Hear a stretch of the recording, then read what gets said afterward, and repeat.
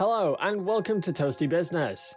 For years now, the whole science world has been thrown into a debate on the possibility of an occupation of Mars, while Elon Musk has done nothing but reaffirm his commitment to its possibility, ceaselessly stating his desire to colonize the Red Planet. In this video, I'm going to walk you through the plans of the SpaceX founder to colonize Mars. So before we begin, take your time to like and share this video with your friends. Don't forget to subscribe for more premium content. Now, let's begin. With the belief that NASA wasn't doing more to get people to Mars, and the fact that Earth might eventually become an uninhabitable wasteland, Elon Musk founded SpaceX, the rocket company making waves today. In case you don't notice, Mars is one of the closest habitable planets to Earth. Although it is some 140 million miles away, it still endures a decent sunlight and cold, which humans can warm up, by the way. Easily by compressing the Mars atmosphere, humans can grow plants, and mind you, the atmosphere is primarily CO2 coupled with some nitrogen and argon, and others. While the date is separated with a 24-hour limit on Earth, Mars is about 24 hours and 37 minutes. And, as a matter of fact, the gravity is about 38% of what it is on Earth. Facts have proven that humans can easily adapt and survive on Mars, but Elon Musk mentioned in an interview that the first humans there would in fact die, but only after they have successfully satisfied their Mars exploration and lived out their life. Apart from the fact that the journey to Mars will take around 6 months, it will take an amount of around 1,000 spaceships and 1 million tons of vitamin C to make life on Mars verifiable. Elon Musk believes that life on Mars can only be achievable if there is a self-sustaining city there. One thing that has been a major obstacle to the Mars occupation is the ships and their need to resupply. For the time being, the issue of ships coming down to Earth from Mars after landing there is one that has been on the tables for long, even with NASA confirming that their supplies for the planet will not be for tourist travels, but for the continuation of life there. Overtly, the sustainability of life on Mars depends on how much is needed for colonization. Judging from the fact that the planet is slightly different from our Earth, those that find themselves on Mars might experience a little bit of difficulty, especially without enough supplies to last them for their intended time there. Interestingly, SpaceX hopes to send up a Starship on the back of the Super Heavy booster, which Musk commonly refers to as the Big Effin' Rocket, or BFR. Carrying nearly 13 tons into space, SpaceX claims ownership to the most powerful rocket booster in the world, the Falcon Heavy, hence the need for the BFR, which will be able to carry about a few hundred tons to space, before the eventual 1,000 tons. As a matter of fact, the BFR is planned to be 25 stories high, with about 42 powerful Raptor engines, which can lift an entire Boeing 747. In his plans to colonize the Red Planet, Elon Musk outlined that the BFR will push Starship into space and that it will connect to a similar booster already put in place to provide support throughout the journey to Mars. The Starship transportation system to Mars is to endure each launch of SpaceX's reusable Starship rockets, about 3 times per day on average, while carrying a 100-ton payload on each flight. With more of about 1,000 flights per year, carrying more than about 100 tons of cargo on each flight. A total of 100,000 tons of cargo will be in orbit, ready for delivery on Mars. 1,000 Starships could send around 100,000 people every 26 months from Earth to Mars, because at that time, the orbits are best aligned for interplanetary travel. As a matter of interest, Earth and Mars align, get close to each other, only once in a space of 2 years, which creates the window for quick passage. While most of the fuel will be consumed by each ship flying into orbit around Earth, several other tanker spaceships could launch and refill the carriers with more fuel to reach the destination Mars. As the SpaceX employees are working hard to build the Starship system, the landing on Mars could be later in 2022 or 2023.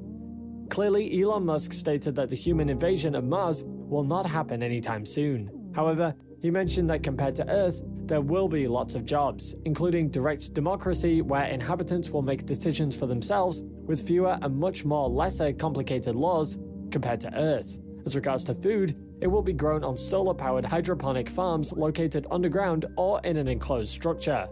As regards to the landing zone of the Starship, studies have revealed that it will be near subsurface water and ice deposits. This position is said to be located strategically to receive enough sunlight for the array of solar panels to power the colony. The refueling of the spaceships will only be done easily enough with the resources found on the planet. The SpaceX ships use liquid methane and liquid oxygen as fuel, and it can easily be recreated on Mars using the Sabatier process. In case you don't know, this type of fuel makes it easy to reuse rocket boosters for an amount of time, because it burns cleanly. The process makes use of nickel as the agent to synthesize methane from atmospheric carbon dioxide, and it can easily be extracted from the water ice located on Mars. To generate a useful amount of fuel on Mars, it will roughly take 26 months, and by the calculation of SpaceX engineers, the necessary power to make the Sabatier work will need about 56,600 square meters of ground based on solar panels, which can be simply moved to Mars in a single Starship. At this point, I'm not sure if you're aware of Elon Musk's Boring Company on Earth, hoping to tackle the issue of transportation. We believe that the Boring Company will not be left out of this colonization, as it will first need to dig the Mars surface to access the subsurface water. Furthermore, to safely keep the human colonies from the harsh ionizing radiation, initial settlements might need to be organized in deep subsurface artificial encampments. How do you think connection with the colonists on Mars will be maintained? Let us know your answers in the comment section. With the Starlink satellite supposedly opening communication paths between both planets, it shouldn't come as a surprise to know that Elon Musk might also make use of autonomous vehicles, either cars or trucks, to carry out distant and difficult missions for the colonists. Although it has not been explicitly expressed, the vehicles might even be used to move products for refueling on the surface of Mars. For a fact, we do know that Musk really wants the first Starships to be filled with machines and cargo necessary for proximate future missions. These equipment are such that are needed for humans to build enough sustainable facilities to generate power, tweak the Martian air, gather water, and transform the raw resources into oxygen and methane fuel for safe return launches to Earth.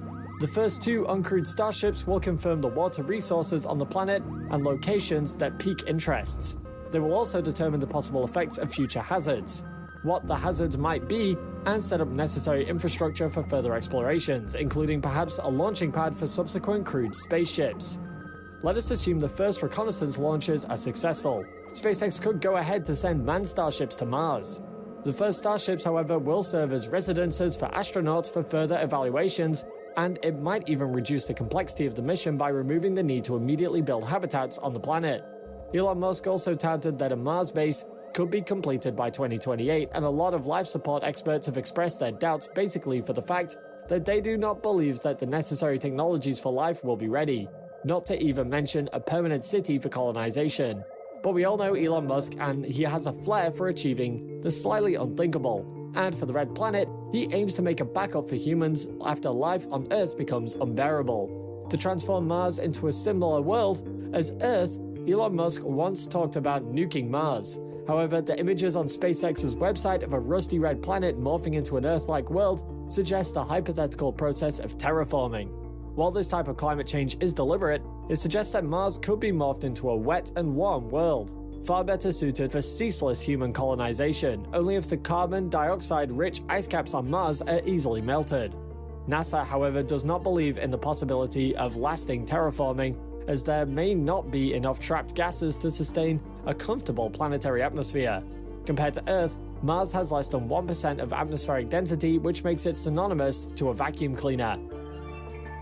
Currently, SpaceX is building its first set of Starship orbital vehicles, and are conducting tests in a South Texas facility, very much close to Earth's core.